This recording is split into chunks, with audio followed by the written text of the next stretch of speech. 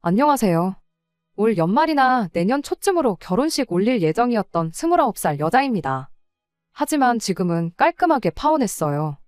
파혼한 남자친구를 포함해서 주변 몇 명은 제가 너무 이기적인 것 같다고 했어요. 하지만 저는 그렇게 생각하지 않거든요.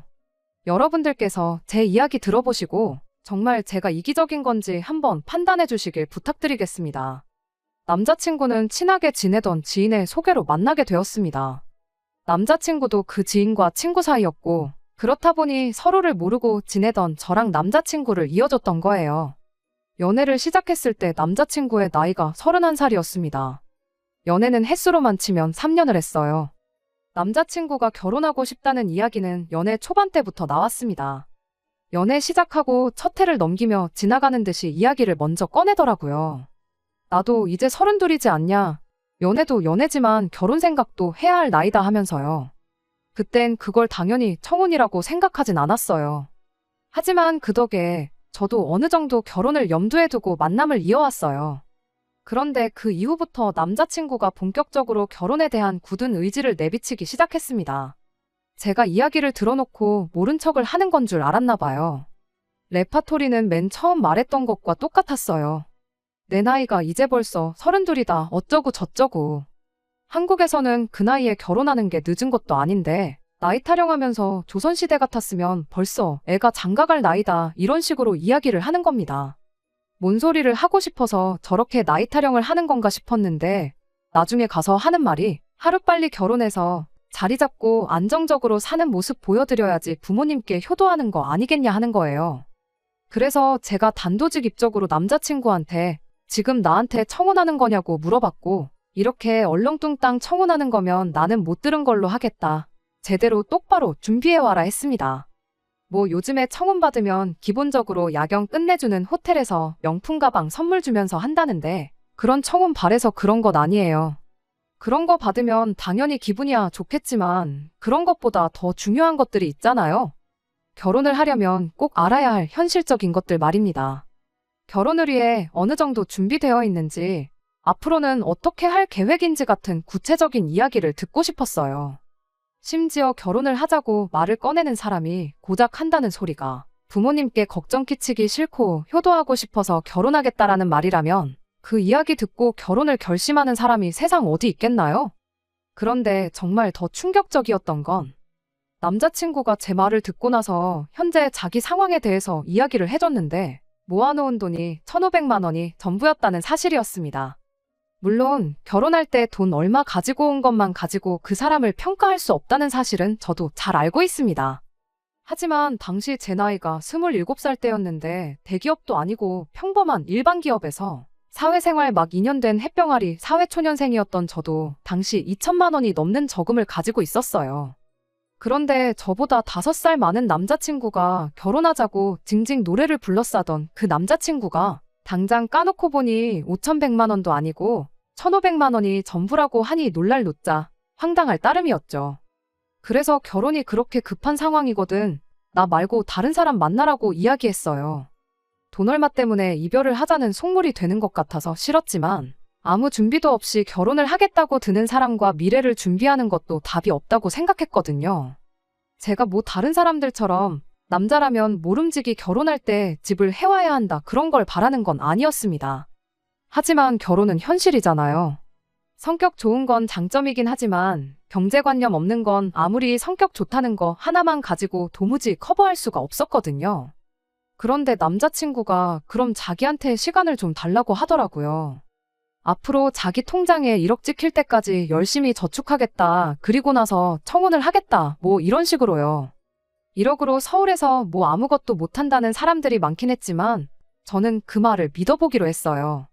어차피 로또라도 당첨되지 않는 한 짧은 시간 내로 남자친구가 그 돈을 만들 수 있는 방법은 없었고 그 사이에 정말 남자친구가 결혼 상대로는 글러먹은 사람이라는 걸 느끼게 되면 굳이 그 돈을 모을 때까지 기다릴 필요도 없이 헤어지면 되는 거라 생각했으니까요. 그리고 무엇보다 저는 당시 결혼 자체가 그렇게 급한 나이는 아니었으니 저한테는 문제될 게 없다고 생각했습니다. 오히려 남자친구가 진짜 1억을 모아오면 지금 당장 모아놓은 돈이 적을지라도 믿음직한 배우자감이 될 수 있을 거라고 생각도 했습니다. 당시 남자친구 연봉이 4천에서 5천 사이였는데 정말 숨만 쉬고 돈만 모은다고 해도 최소 2년은 넘게 걸리는 일이잖아요. 일반인이 허리띠 졸라매서 사는 경우라고 해도 남자친구가 1억을 모으는 데는 최소 3년 반 정도 걸리지 않겠나 생각을 했어요. 3년 반 내로 그걸 해내면 남자친구 나이가 35, 36 될 텐데 나쁠 거 없다 싶었네요. 32 나이까지 모아놓은 돈 한 푼 없는 거나 마찬가지인 무책임한 남자가 좋은 배우자감이 되겠다 생각한 건 그렇게 1년을 더 연애하고 나서였습니다. 원래 저랑 연애 시작할 당시에는 남자친구는 회사 근처에 원룸을 얻어서 거기서 생활 중이었는데 돈 모으겠다고 방 빼고 부모님 집으로 들어갔고 도시락 싸고 다니고 술 담배도 다 끊어버리고 하면서 정말 미친 듯이 돈을 모았나 보더라고요. 1,500만 원밖에 없던 통장은 1년 만에 5천만 원이 넘는 금액이 찍혀 있었어요. 그리고 그때 이 사람이 할 땐 하는 남자구나 하는 생각이 들었지요. 그때부터 저도 남자친구와 결혼을 한다는 걸 염두에 두고 제 월급도 같이 저축을 하기 시작했습니다. 남들이 보면 제가 결혼하려면 남자친구한테 1억 모아오라고 시킨 거나 마찬가지처럼 보일 텐데 저라고 돈 한 푼 없이 결혼할 수는 없었으니까요. 연봉 차이가 있었기에 남자친구가 모으는 돈과 똑같이 모을 수는 없었지만 저도 제 나름대로 최선을 다해 돈을 모으기 시작했어요. 그리고 결혼하면 어차피 공동재산이 될 텐데 제가 모으는 게 돈이 아깝다거나 하는 생각도 들지 않았습니다.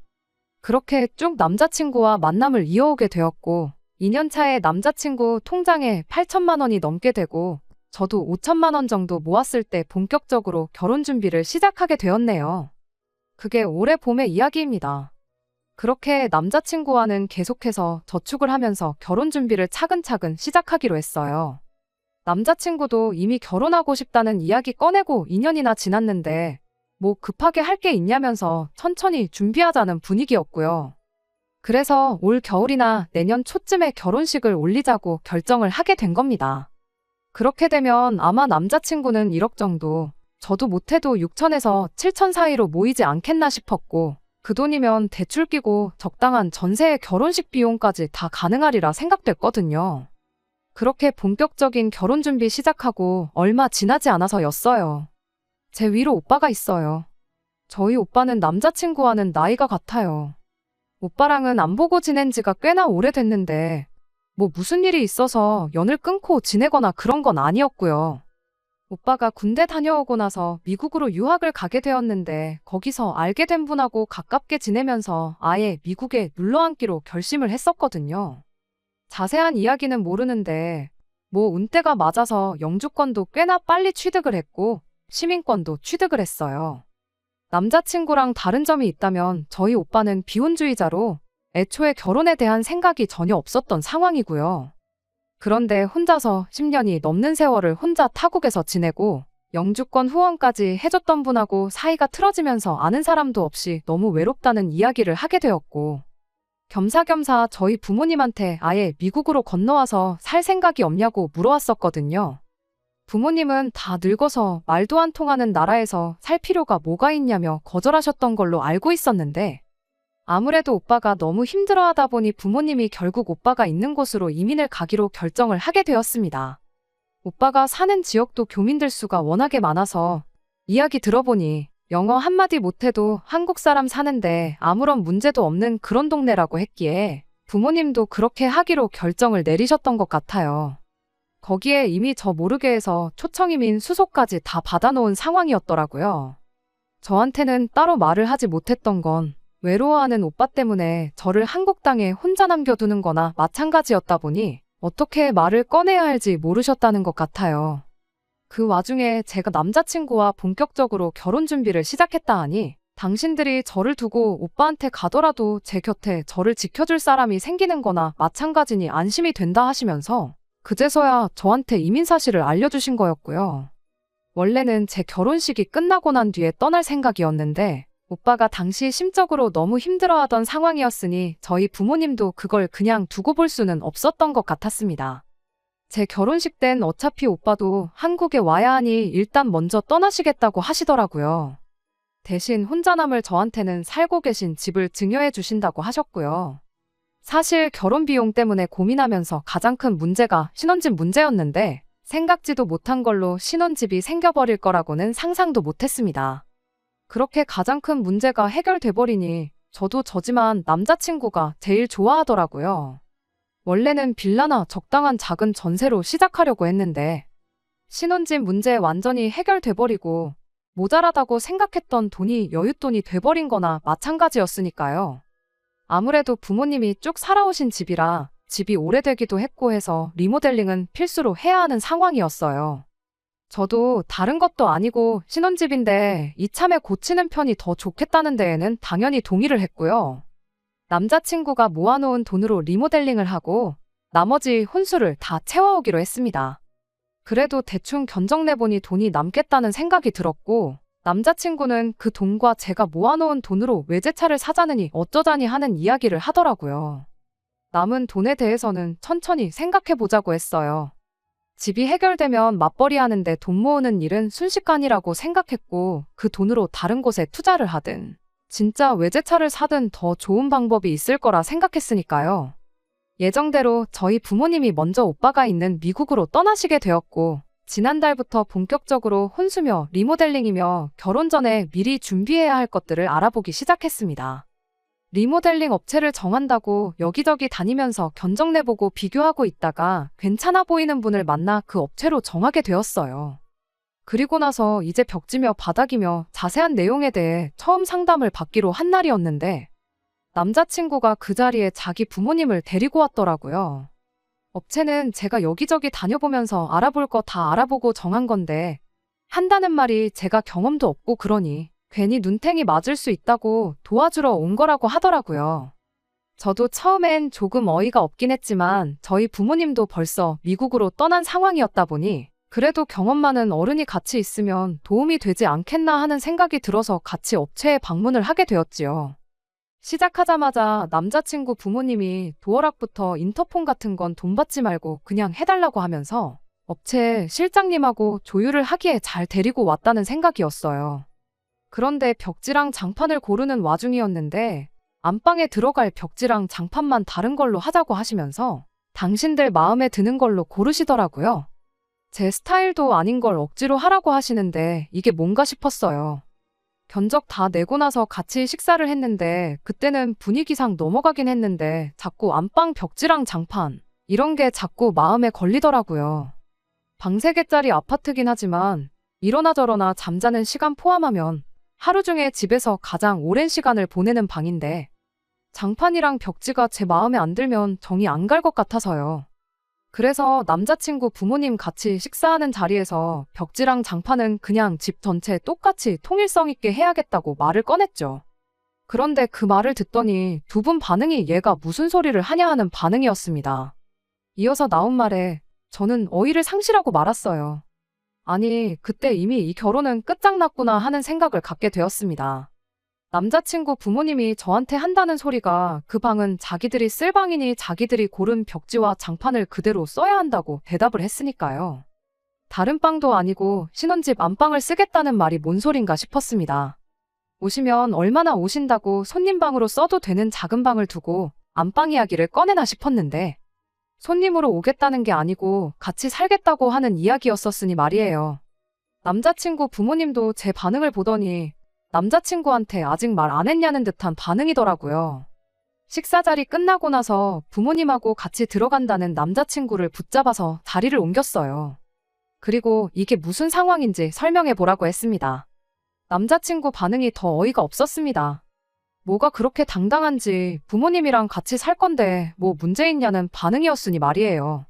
오히려 부모님이 같이 살아준다는 걸 제가 고마워해야 하는 상황이라는 말도 안 되는 논리를 펼치기 시작하는 거예요. 장점이라고 설명하는 게 부모님이 우리랑 같이 살아주면 하면서 마치 저희를 위해서 엄청 희생한다는 말투로 말을 하더라고요. 일단 우리는 맞벌이를 하지 않느냐, 그렇게 되면 퇴근하고 와서도 집안일에 또 남은 기운을 써야 하는데 자기 부모님이 같이 살아주시면서 집 정리고 빨래고 청소고 식사까지 다 준비해 주실 거다 하면서 그 덕에 제가 집안일로부터 자유로워질 수 있으니 저한테는 무조건 이득이라는 겁니다. 안방을 쓰는 이유도 따로 있다네요. 안방이라고 해봐야 솔직히 잠만 자는 공간 아니냐고. 집에서 가장 넓은 공간을 잠만 자는데 쓸 이유가 하나도 없다는 거예요. 퇴근하고 오면 우리는 식사하고 TV 보고 거실에서 시간만 보낼 텐데 오히려 화장실 딸린 안방을 쓰겠다는 자기 부모님한테 감사해야 하는 거라고. 괜히 생활동선이 맞물려서 오며 가며 마주치면 서로 불편하지 않겠냐고. 그런데 화장실 딸린 안방 쓰시면 부모님이 우리 퇴근하고 나서도 방에만 계실 수 있으니 불편할 게 하나도 없다는 거죠. 방이 넓으니 거기에 TV 하나만 더 놔드리면 저녁 식사할 때 빼고는 부모님하고 마주칠 일도 없다는 거예요. 마지막으로 제가 남자친구 부모님한테 오히려 감사해야 한다는 이유를 듣고 결혼에 대해서 다시 생각해보자고 한마디 해버렸네요. 제 명의 집에 자기 부모님이 와서 사는 거니 이건 시집살이가 아니고 오히려 우리 부모님이 얹혀 사는 거라는 말도 안 되는 소리를 하더라고요. 부모님이 우리 집에 얹혀 살면서 며느리 눈치 보며 집안일도 다 해주신다는데 당연히 제가 감사해야 하는 부분이지 않냐는 뻔뻔한 소리를 아무렇지도 않게 하더라고요. 이게 뭔 미친 소리인가 싶어서 그러냐고. 그냥 결혼에 대해서는 다시 생각해보는 게 좋겠다고 대답을 했습니다. 그랬더니 남자친구가 다짜고짜 저보고 너 때문에 2년을 더 낭비를 했는데 이제 와서 집 생기니까 파혼하자는 소리를 할 수 있냐며 이기적이라고 입에 개거품을 물면서 따지더라고요. 저희 오빠 이야기까지 끄집어내면서 따지기 시작하는데 너는 너네 오빠가 부모님 모시겠다고 할 때는 찬성해서 부모님 말도 안 통하는 미국 땅에 보내놓고 나도 똑같은 아들인데 부모님 모시겠다고 하니 그건 싫다고 할 수가 있냐더라고요. 사람이 언행일치가 돼야지 달면 삼키고 쓰면 뱉고 그러면 안 된다는 겁니다. 제가 말도 안 되는 억지 쓰지 말고 헛소리도 통할 사람 앞에서 하라고 한마디 했지요. 그리고 분명히 마지막 기회까지 줬어요. 지금이라도 늦지 않았으니 합가 이야기는 나랑 상의된 적도 없고 앞으로도 그렇게 할 생각 없다는 사실 부모님께 정확하게 알려드리라고요. 그렇게만 하면 지금 일은 제가 없던 일로 하고 예정대로 결혼 준비를 하겠다고 했죠. 남자친구는 끝까지 그 고집을 꺾지 않더라고요. 오히려 목청을 한껏 높이면서 한다는 소리가 집은 너가 부모님한테 물려받은 집일지라도 결혼하면 우리 공동재산이 되는 것이고 또 자기 돈으로 리모델링을 하기로 했으니 일부일지라도 그 집에 자기 지분이 있는 거라고. 그러니 그걸 제멋대로 하게 두지 않을 거랍니다. 말도 뭐 통하는 사람한테 해야지 대화지. 아예 들어먹을 것처럼 보이질 않더라고요. 솔직히 제가 여기서 상황이 이렇게 된 마당에 미쳤다고 남자친구한테 결혼해달라고 빌어야 할 상황도 아니잖아요. 그래서 깔끔하게 파혼하자고 했어요. 나는 분명히 모든 걸 원래대로 돌릴 수 있는 기회를 줬고 할 만큼 한 것 같다고. 이미 결심이 그렇게 굳은 것 같은데 며칠 생각할 시간을 준다고 바뀔 것 같지 않으니 이 자리에서 깔끔하게 갈라서자고 했지요. 어차피 리모델링, 아직 벽지랑 장판 같은 간단한 것만 결정한 상황이지 계약금을 치른 것도 아니고 남자친구 돈 한 푼 들어간 것도 없는데 내가 부모님한테 물려받은 집의 지분을 요구하는 것 자체가 말도 안 되는 상황이잖아요. 괜히 시간 끌어서 열쇠 구멍 하나라도 바꿨다간 이대로 콧괴일 수도 있겠다는 생각이 들어서 저도 재빠르게 파혼 선언하고 관계를 끝내버렸습니다. 남자친구는 그 상황에서도 너네 가족들 전부 너를 두고 다 미국으로 가버린 상황에 자기 부모님이 저희 부모님을 대신해서 곁에서 지켜주겠다는 걸 거절한 걸 두고 평생을 후회할 거라며 큰 소리를 떵떵 치더라고요. 그런데 큰 소리 떵떵 치고 결혼 엎어버린 것과 다르게 남자친구한테서 한 달도 안 돼서 다시 시작하자는 연락을 받게 되었어요. 같이 사는 건 당연히 없던 일로 하겠다고 하는데 솔직히 그 말에 믿음이라곤 일도 가지 않았어요. 나중에 말 바뀔지 누가 알겠어요. 그래서 이럽다고 또 연락 올 줄 모르고 전화번호 차단 안 한 내 잘못이라고 한마디 해주고 연락 끊어버렸습니다. 그리고 얼마 지나지 않아 남자친구를 저에게 소개해준 지인에게서 연락을 받게 되었습니다. 남자친구랑 제 소식 들었다면서. 그런데 그 지인이 남자친구 편을 들어주더라고요. 남자친구가 결혼이 급했는데 저 때문에 2년 넘는 시간을 더 보내지 않았냐. 중간에 잠깐 문제가 생겼다고는 하지만 결국에는 마지막에 와서 제가 원하는 대로 다 맞춰주겠다고 하는데 그런 사람을 매몰차게 대할 필요는 없지 않느냐면서 중간 입장에서 보기엔 남자친구 잘못만 있는 게 아닌 것 같으니 이기적으로 굴지 말고 좋게 잘 해결하라는 거예요. 3년이나 만났고 결혼 전제로 인연을 만나놓고 파혼하는 건 경우가 아닌 것 같다고 하면서 말이에요. 그 지인한테는 입장 바꿔 생각해보라고 한마디 해줬어요. 언니가 내 상황이었으면 이 결혼했을 거냐고 그렇게 생각하면 저는 그럴 생각 추호도 없으니 언니야말로 그런 사람 만나서 결혼하라고요. 남자친구한테도 제대로 전해주라고 했어요. 어디 가서 나 때문에 2년 시간 낭비했다는 소리 하지 말라고요. 정말 시간 낭비했다는 생각이 들면 통장부터 보고 오라고 전해달라 했죠. 애초에 2년 전에 저랑 헤어졌다고 1,500 가지고 결혼이나 했겠냐고. 지금 통장에 1억 가까이 모으게 해준 나한테 엎드려 절해도 모자랄 판 아니지 않냐고 한번 물어보라고 했네요. 그리고 지금 1억 모아놨다고 해서 당장 안방은 시부모한테 내주고 결혼 생활 시작할 사람 찾아야 하는데 요즘 세상에 그런 사람 찾을 수나 있겠냐고. 똥 묻은 개가 겨 묻은 개 나무라지 말고 주제 파악부터 하라고 전해주라 했습니다. 그리고 그 언니랑도 앞으로 연락하지 말고 지내자고 했네요. 가까이 지내던 지인과 남자친구 두 사람을 동시에 잃게 되었는데 솔직히 전혀 아쉬운 점이 없습니다. 오히려 제 인생에 가장 쓸모없는 두 사람 내쳐버렸으니 저한테는 이득이라고 생각해요. 제 선택의 아쉬움도 후회도 없고 지금은 되려 못한 말 다 쏟아버린 것 같아서 속이 후련합니다. 끝까지 들어주셔서 감사합니다. 오늘의 사연은 여기까지입니다. 구독과 좋아요, 알람 설정 부탁드리고 더 좋은 사연으로 다시 찾아뵙겠습니다. 감사합니다.